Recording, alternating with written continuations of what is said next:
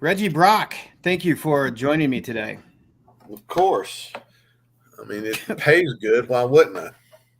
I know, right? Last time I saw you was RoofCon, and you had your entire posse there. I can see that you are full-fledged influencer in roofing now. You had your videographer and your sound crew. Um, what I Tad haven't bit seen, exaggerated, but I understand. I thought you were a video guy. what's that? I thought you were my video guy.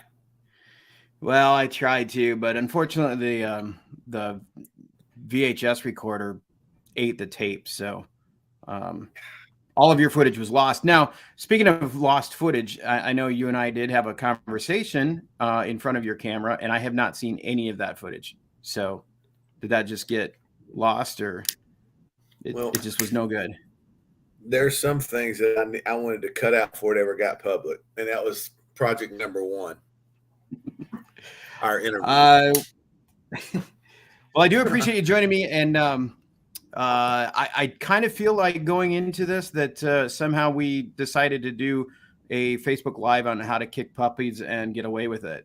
Anytime you start talking about MRPs, Yeah.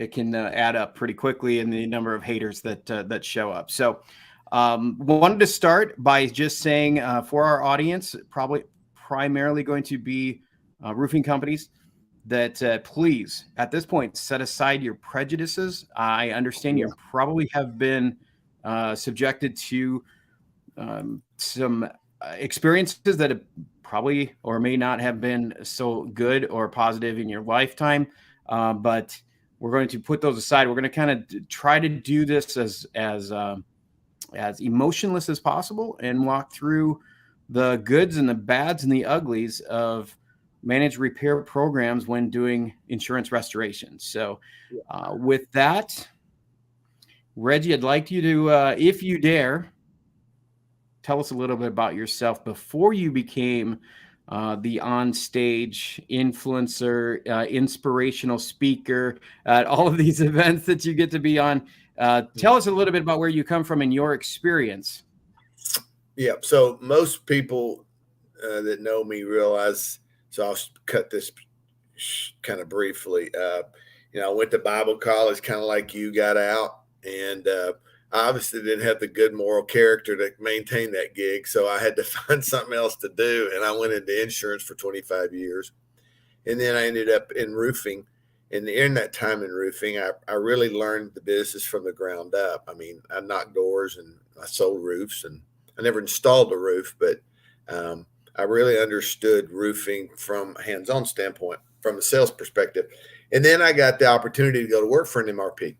And that's kind of where I really was able to put a couple different worlds together, the contractor's world, the care side of it, and then even the policyholder. And so it was a really good learning experience for me.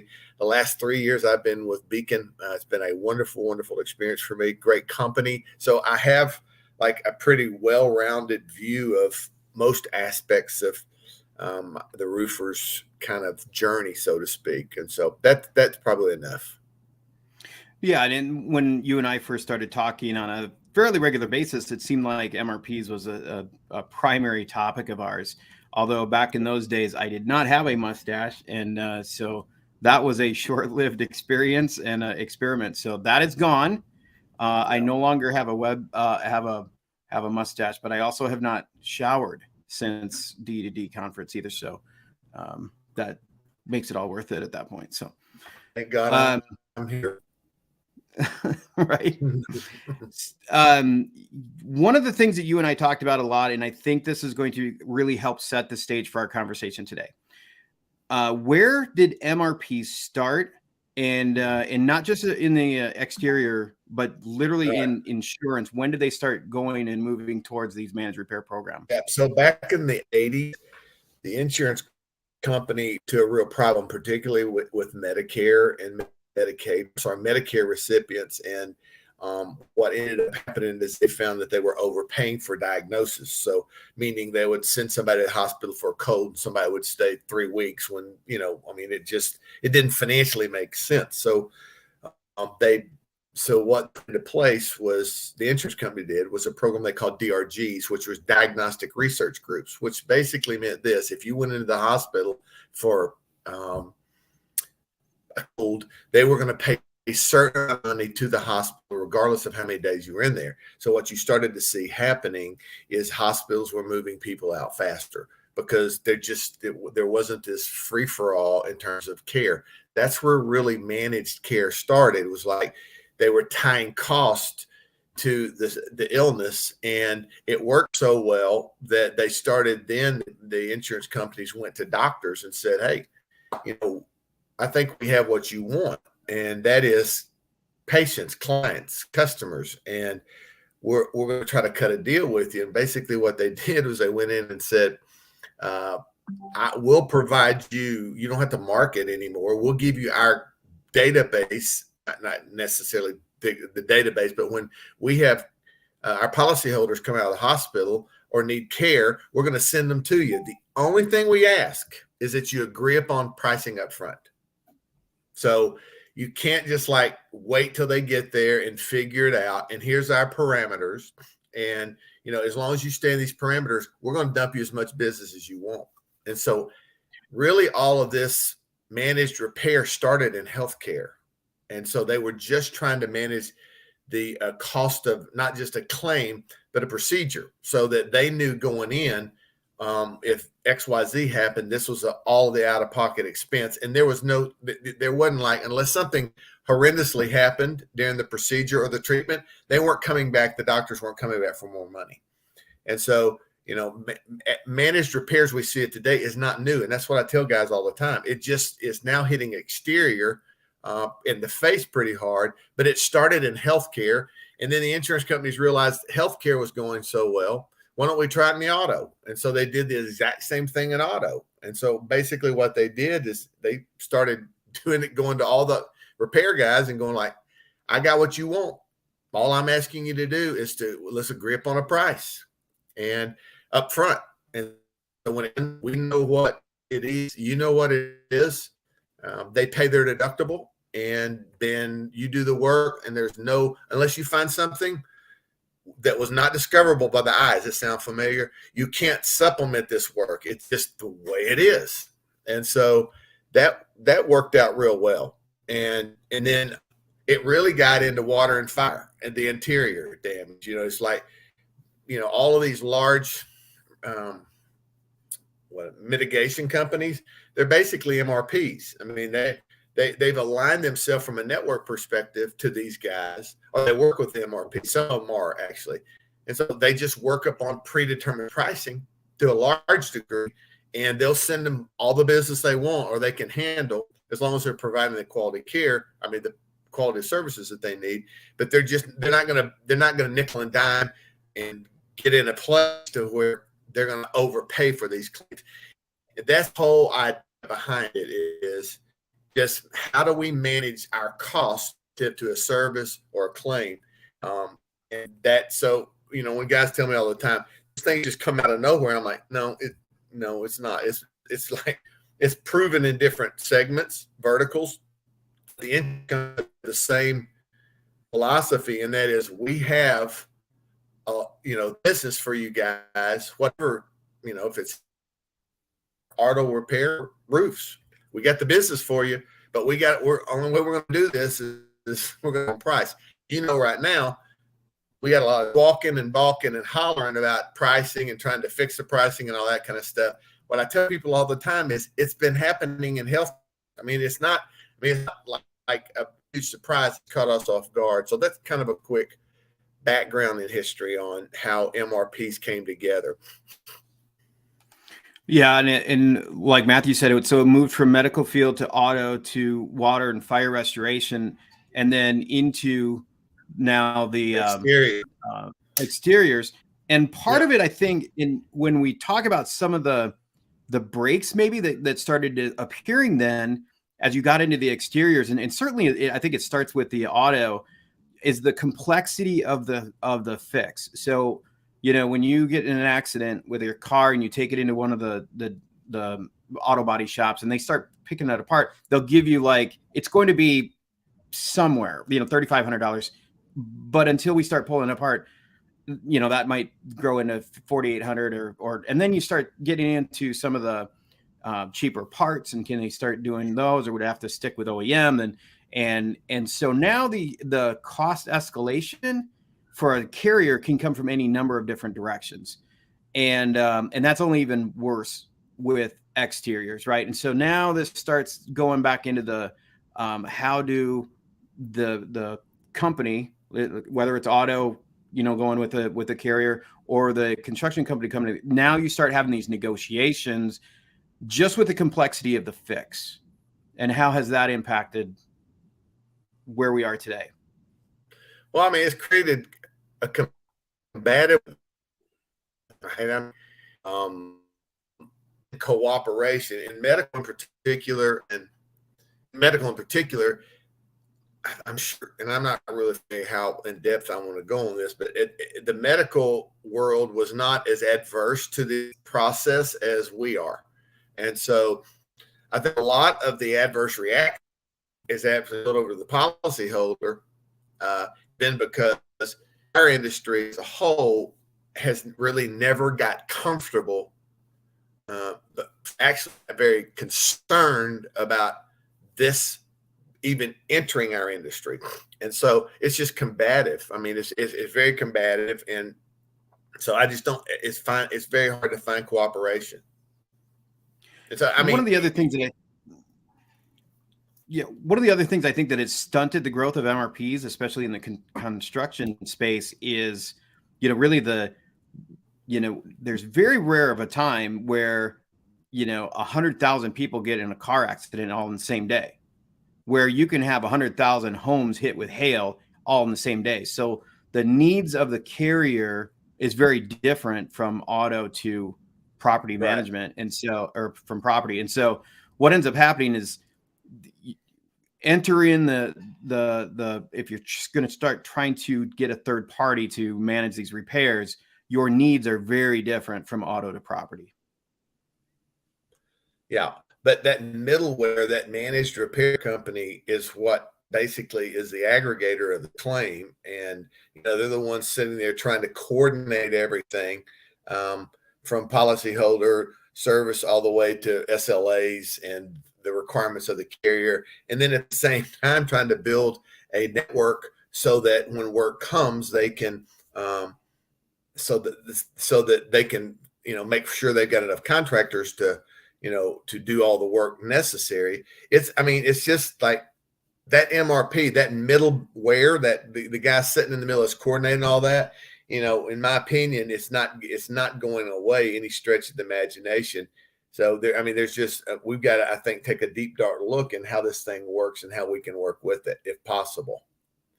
Okay. So if the brakes are being put on in some aspects, because you have to have both 0 contractors and 100 contractors in the same market, because there are going to be some years you don't need them hardly at all, and then other years they're going to need more than you can possibly handle. What about some of the private equity roll-ups and some of these very large customers that are starting to emerge, perhaps putting on an acceleration to seeing, because now you're having companies be able to do, you know, 27 states and being able to offer a significant amount of that, and providing that flexibility to a carrier to be immediately responsive. Do you think that's going to accelerate the MRP, or is that still whatever? So the key to a successful a managed program is simply zip code coverage, right? And so the more land you can cover, the more claims you're going to get. And I can tell you from firsthand experience, carriers are very, and as are the MRP or the administrator, are very, very concerned about your width and coverage capabilities. And I think, to your point, having your companies that can cover more land would be an interesting a point of interest for some of these MRPs that because it would reduce the number of people they're having to talk to in a particular storm environment.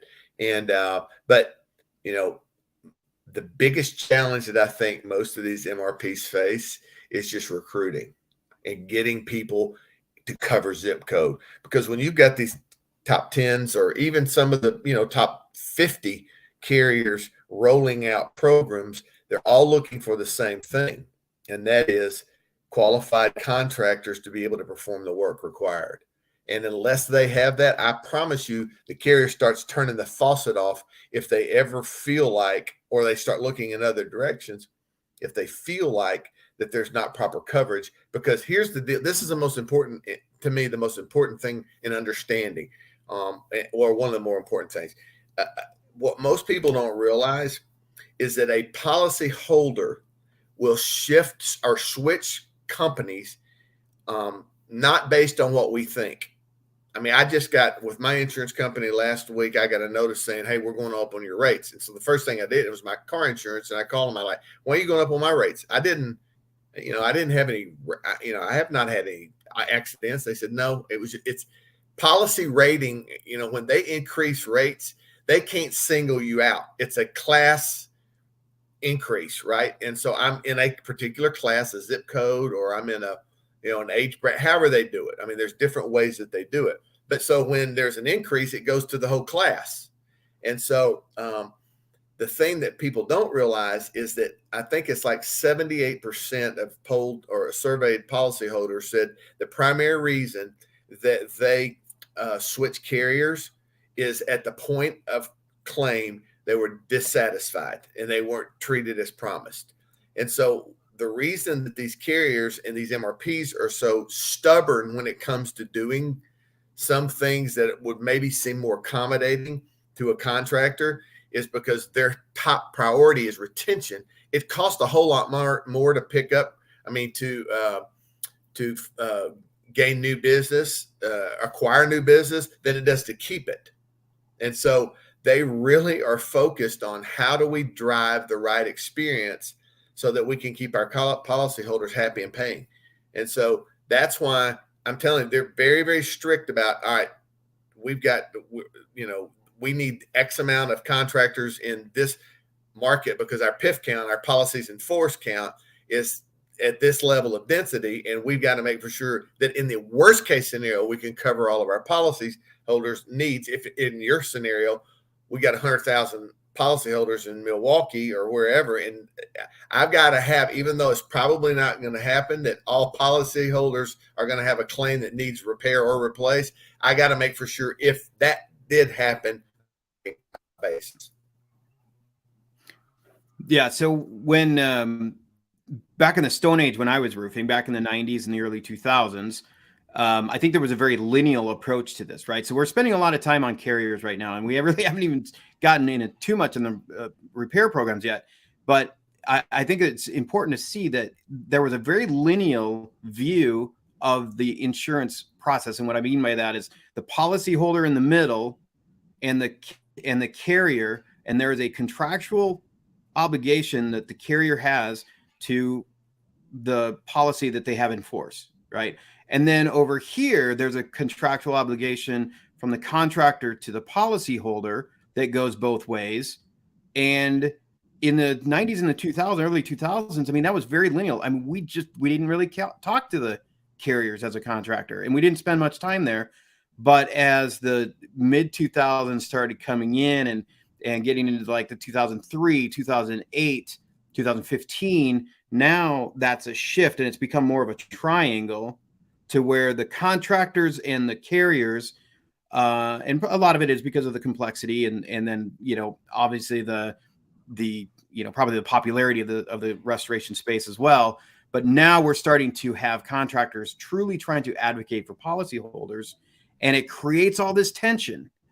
And so, and the carriers, no matter what you think of them, don't like that tension. And I, name drop a book, Delay, Deny, Defend. I don't doubt the truthfulness of it. I haven't even read it, But I hear and see a lot of this to say the big bad insurance companies, and yet when you see their processes, and certainly the advent and the popularity of a managed repair program, suddenly they're taking this triangle that includes a lot of friction now that's created even between the policyholder, the contractor, and the carriers are just putting up their hands and saying, I'm going to offload this to a managed repair, to a third party that says, y'all manage these claims, because I don't want to mess with that anymore. Do you see that's kind of the progression then, within the restoration space over the last 15 years?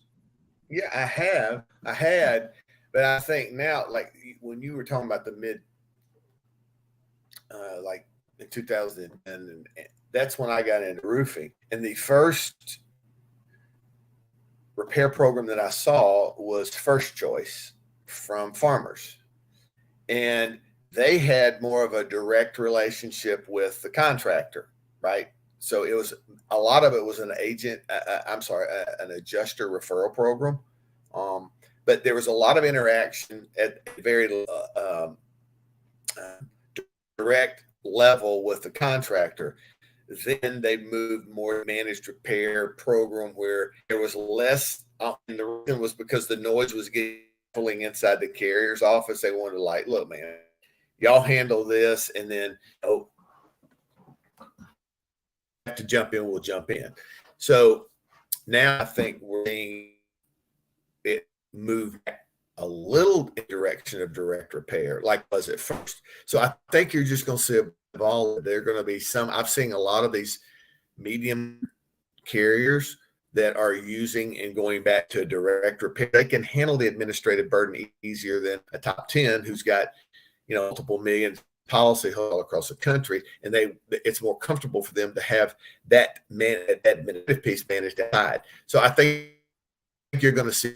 I think they're going to aggressively grow. I mean, I don't think they're going away anytime soon. It's just about zip code coverage, and the more they can get, I think you're going to see more MRPs come. I think you're going to see more DRPs come up. I don't think noticeable really out in some areas. It is Texas or some of the high health area. There's everybody's about managed repair, but I get calls every week. People going like, "Hey, I've heard about managed repair.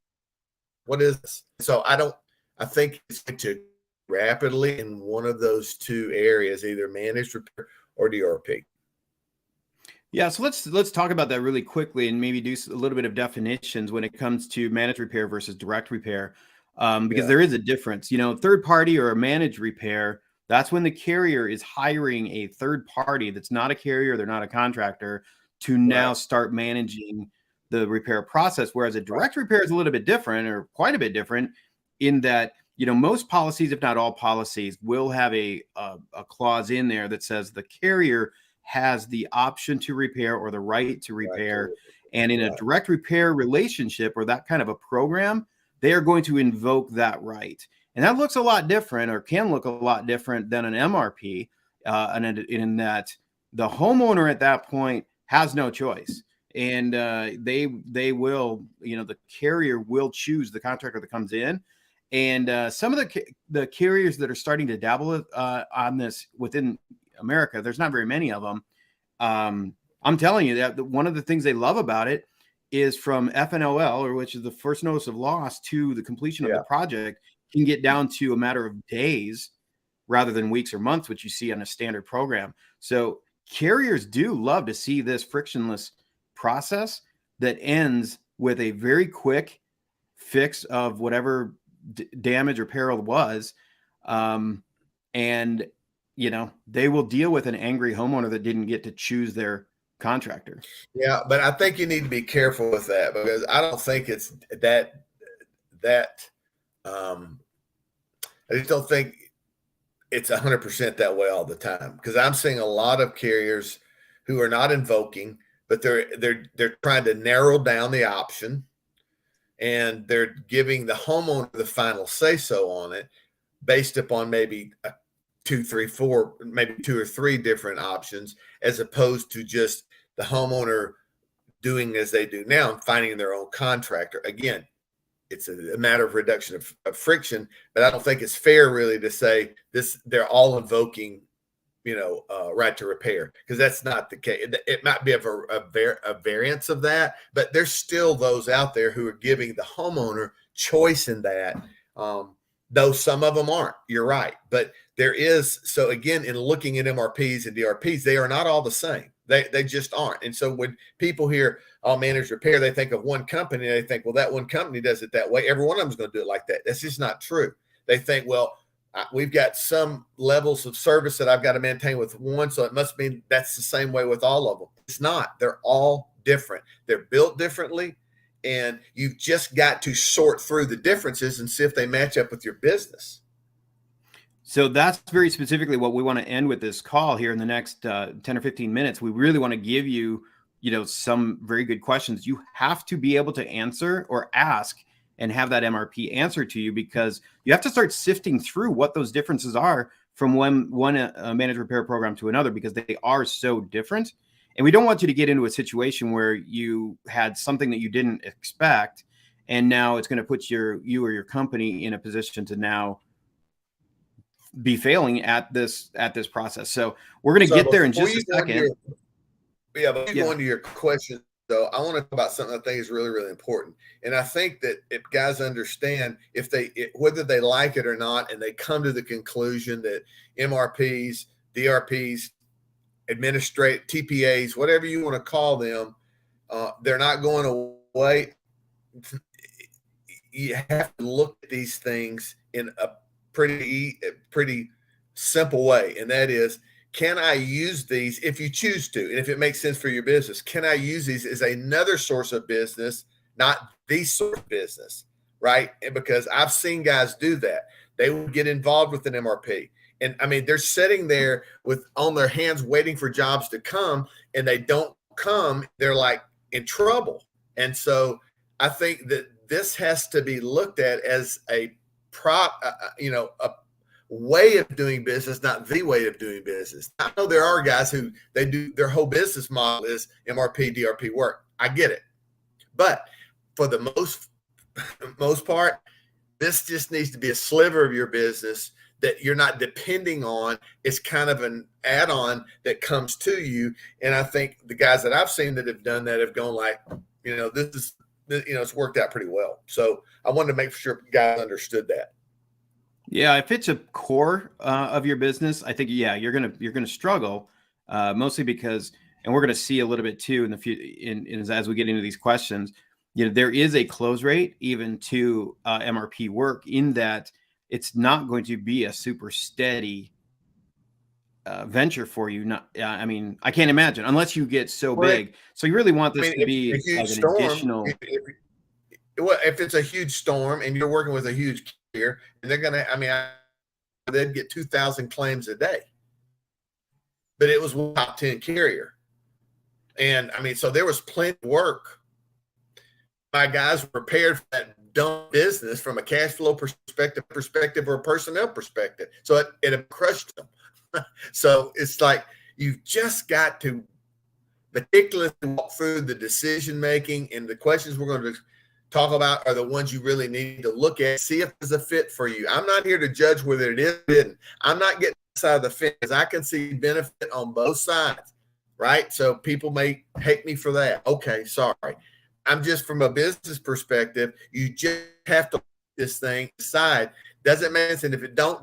And if be careful and selective about who you bed up within, because they're all different. So let's take one more look at the crystal ball. So if we say that 50 some percent of roofs replaced in America today are retail, that's typically accepted in ARMA. Let's call it 35% or so is storm, and 15% is new construction. So we know that's how it kind of segments out. Now, out of that 35% that is insurance work, what do you think? How many of those go through a managed repair program today in 2023? I think it's less than 10%. I think probably 5-6% at this point. Not a big number, but think about this: it's not a big number, and yet we're talking about it, right? And people are interested in it. And you got I mean, so can you imagine once they start getting code coverage, become 10%, 15%, 20%, can you imagine the noise and impact that's going to have on our industry? We just need to be prepared for it. You need to be educated for it because it is not going away. It's not going away. And so I mean, if I'm guessing, I'm thinking it's it's under 10% for sure. Yeah. And I think, and again, to look forward, I think we do need to deal with it and understand it and know how to get, how to make it work for our companies if that's the direction you're going to go. But I also don't see it taking over the industry. I've been to different trade shows and different conferences where they say, hey, 100% of your business is going to be MRPs within the next 5 years. And I don't necessarily see that. I think there's some, good reasons why I don't think it'll, I don't think it'll ever get there realistically. No. And if it's if it's small in proportion, but it adds value and it makes sense and it can add value to your business, why worry about what percentage of it is? If it works for you, try it, do it, experience it. If it's profitable for you, it makes sense for you. What I don't want people to do is throw the baby out with the bathwater. I mean, it's just like, you can't do that. You can't look at everything in the same, just through the same vision that you've had for 40 years. And everybody thinks that, they've just drawn their conclusions. Do it for yourself. Think for yourself, gather the information, and make a good decision for you, regardless of what the roar around you looks like. Okay. So you hear about an MRP. There's dozens of them out there now. They're going to continue to evolve out of it. Question number one, probably the most important question you would ever want to ask an MRP as they're knocking on your door or calling you up. You need to know what carriers are part of the MRP.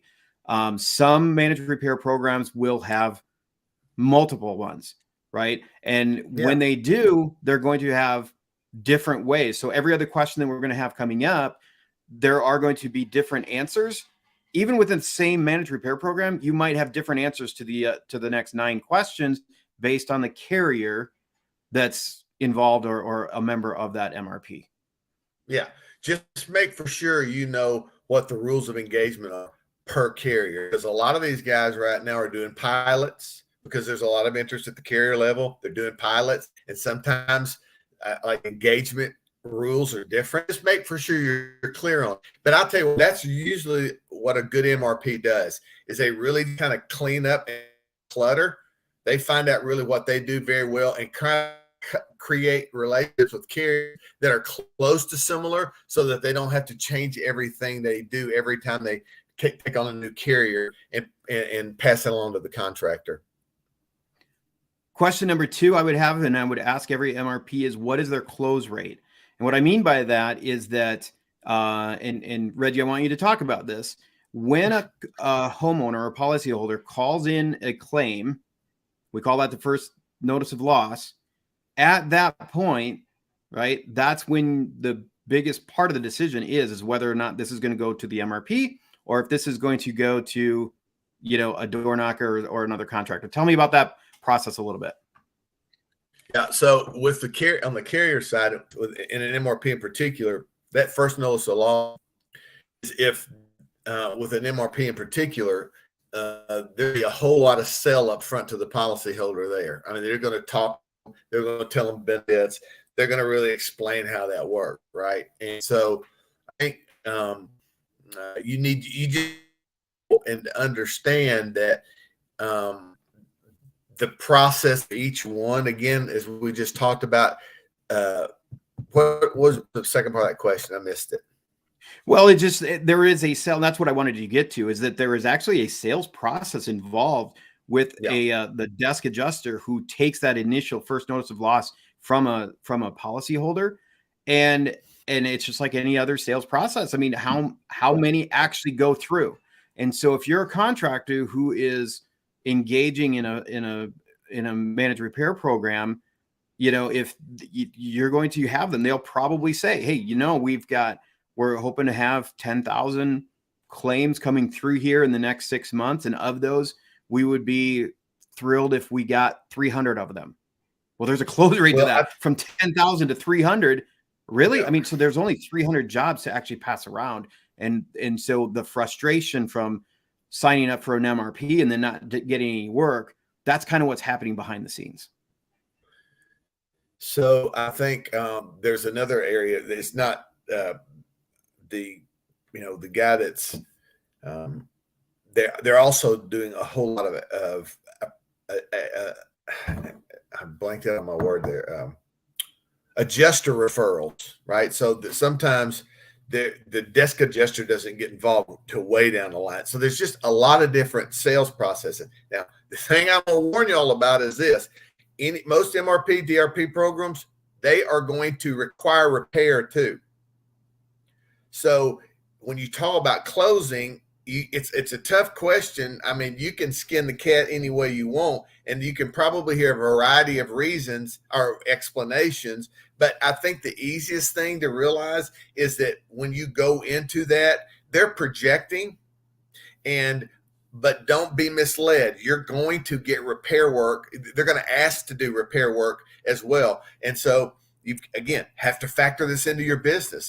Does this really matter? So what if they had 10,000 claims and only 300 of them were actually repair or replacement? Are you saying, okay, well, how many of these, depending on how many contractors we have inside of our network, in that particular area, they might get 5 jobs, 10 jobs, whatever. I would encourage you to look past that a little bit. Unless you're investing a lot of money into this initiative, I would really just say, look, prepare yourself for, if you're wanting to get involved, this is your business, a lot of it, because you can wrapped up into stuff they have control over. You really can. And so that's a part of the factoring I think you need to decide. Number one, I'm going to do repairs. If you're not, this is probably going to be a tough road to hoe. And the second thing is just keep your expectations aligned properly. And, they're going to, a lot of these guys are going to tell you, man, you're going to have all the work you want. There's no way. If somebody said that to me on the phone, determining what I'm going to get before a storm even hits, I'd be very, very skeptical. Just be careful, but let your expectations be fair and reasonable. So that leads directly to the next question. Who does the inspections and the adjustments? There are going to be some managed repair programs that are going to send you out to the job site or somebody on your staff, which means you're going to have to staff that. You're going to have that drive time, that time. So it might seem like, this is awesome, we get to do our own, but you have to have personnel and the time of day to be able to do that. And then even if you do go through that, all that process, then who's to say whether you get that job or not, right? And at what cost? And again, like what Reggie was saying, is it going to be a repair or a replacement? Get all those questions answered as well. So legally, you can't do an inspection, right? Not an inspection. You can't determine the damage. So what they're doing is they're doing a lot of technology now that goes in and is they're using and sending the results. They'll do the assessment, they'll do the inspection, which is good and fair, and then they send it to the adjuster. They make the decision based upon pictures that they've seen, documentation they provided, right? So that, though you're doing the inspection for these, and you really have to, because you need to know what your cost is going in as well. If you do win the job, what it's going to take to get that job done. But that's something that has to really be considered, because sometimes you can go out and they'll pay you, if you don't get the job, some of them will pay you an inspection fee. There's just, again, different variances. So just keep your eyes wide open when you're going in and asking questions. Yeah. The question number 4, what trades are involved? They're going to have some that are going to be roof only. And, if you're part of the MRP, are you going to be, and let's say there's fence damage or there's deck damage and you've got painting, if you've got, the stuff that, who wants to do this stuff? So, but you need to know up front how much of the scope is going to be covered under the MRP. Well, and they're going to tell you that up front. A lot of these guys focus on, not a lot, some of them just focus on roofs. Some of them focus on entire claim. And I'm telling you from personal experience here, if you don't do windows, you don't do fencing, that should be a criteria for you. If they're saying, oh yeah, we need you to do this, and this, and you go like, well, I can do that. But if you don't really like it, it's going to cost you money. It'll just cost you money. It'll create complexity, and you just don't need it.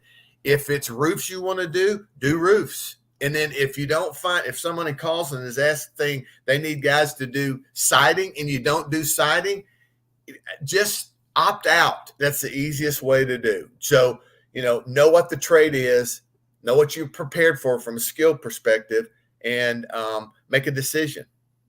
Okay, which is question number 5. What is the money? What's the pricing? Are you doing a pricing software? Is it Exactware? Is it Symbility? What software is being used, if any? And part of that too is who actually builds the scope. Are you going to be building the scope as a contractor, or is the desk adjuster, the carrier at one point or another going to be building that scope? So let's talk about the pricing first. So there's still Symbility, there's still Xactimate right now, which are the 2 leaders in the clubhouse, and they have been really. I can tell you that there's a lot more interest now. Perspective, and a contractor going out using any type of. They want you to out. They want you to price a roof, and in a lot of cases, you're getting to put a bid together, and so you would be doing the scope of work. I mean, unless they're actually coming out and documenting the damage, the contractor will always have to do the scope because they put their eyes on the roof. They have no idea of what's seen, and so I think one of the good things about some of the direction is going is they're putting a whole lot more responsibility back on the trade. What I mean by that is if you go out and you look at the roof and you're not insurance dependent on proceeds, and I know that rubs people sometimes, you're like, I'll work off insurance proceeds. I think that they're looking for skilled trades who will go in and go like, I can do this roof for X amount of dollars, knowing you're going to make X amount of profit, and you just bid it, you turn, and don't like it. You've not really hurt yourself other than the time that's spent to do the inspection. And I know it takes time. I know that, but there's even some to do that. I mean, there's guys who will ask you to write the estimate, do the scope for it. And if you don't get the work, they'll pay you for your time. So, I mean, there's a bunch of variety there. Again, I think the biggest takeaway from this is not everything is the same. Different carriers, MRPs, DRPs do things differently.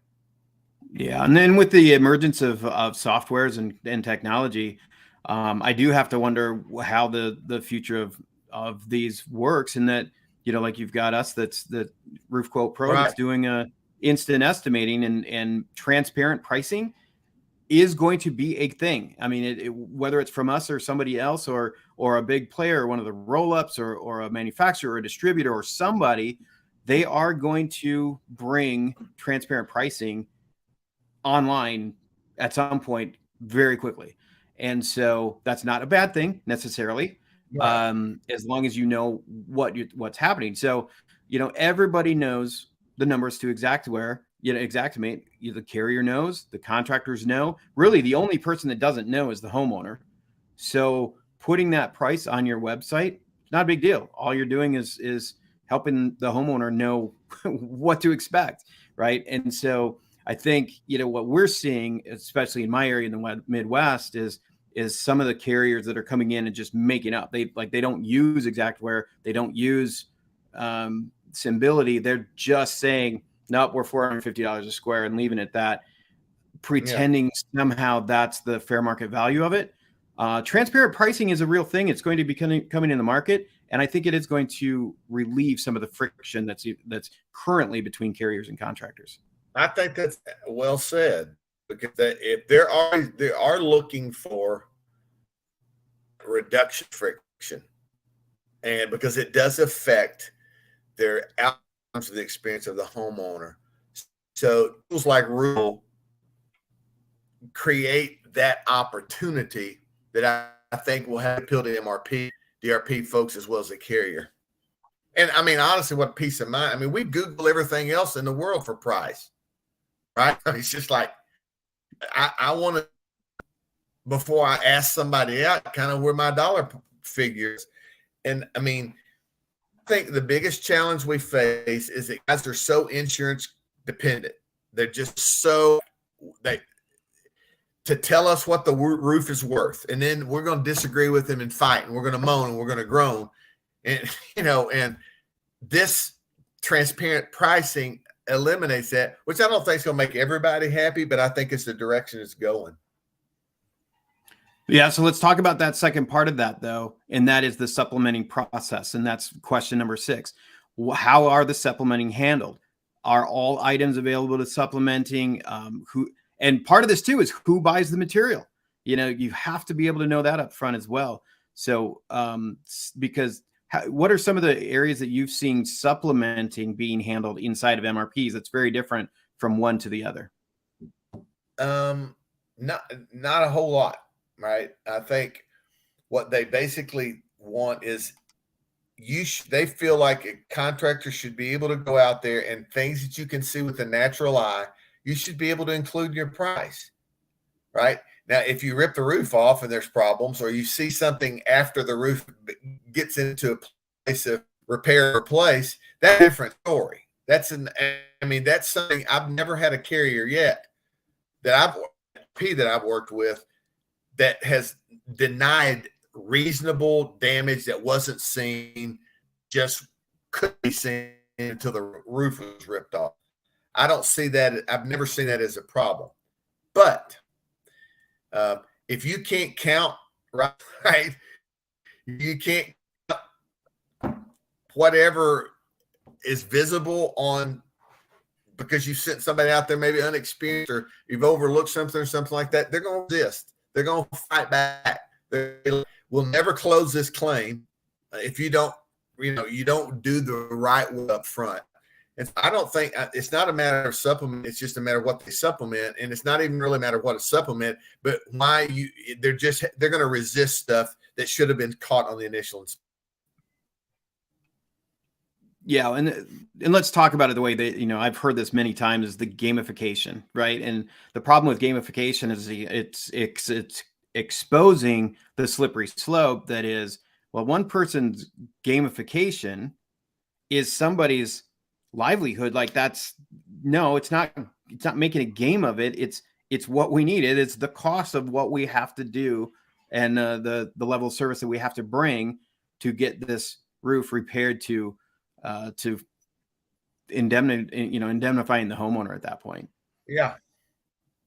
The next question, what are SLAs? So let's talk about SLAs. These are service level agreements. These should be spelled out very specifically from the carrier, and the carrier should have these. These are the expectations of the contractors. They would include everything from how fast do they expect you to respond to the homeowner, how fast do you get out to the job site, the manner in which the project is done, to, clean up at the end. So make sure before you join any kind of a managed repair program that you understand the SLAs of the carriers. Yeah. And that's where things really get stinky most of the time. It's like people they don't understand it. They don't take time to understand it. And as a result, they fall flat on it, sometimes not even get paid, pulled from them because it violates SLAs that weren't explained to them. That's a really good question. Next one, will you be expected to do comp estimates? I know this is a big deal. Again, this is going to refer back to the processes that as a contractor, who do you need, the personnel and the processes that you need to implement into your company to be successful at this. If you are creating estimates for the carrier for work that you're most likely not going to get, are you prepared and are you willing to do that? Because it is a process in many MRPs. Yep. Not the least of which, number 9, how and when are you paid? And are you paid from the managed repair program, or are you paid from the carrier? Both. I mean, it's most of them, if there's a managed repair involved, are going to be the ones that reimburse payment. And they're usually going to pay you, and I've seen it quick as 24 to 72 hours, and I've seen it a bit longer after the CLC or COS is signed and delivered and signed off by the homeowner. And all of them are going to require you to get deductible. right? So they're only going to fund whatever the claim is left deductible. And that's another thing that guys don't see in this world is you're still responsible for collection, and that's the collection of the deductible. And so I've never seen a lot of these guys slow pay, so to speak.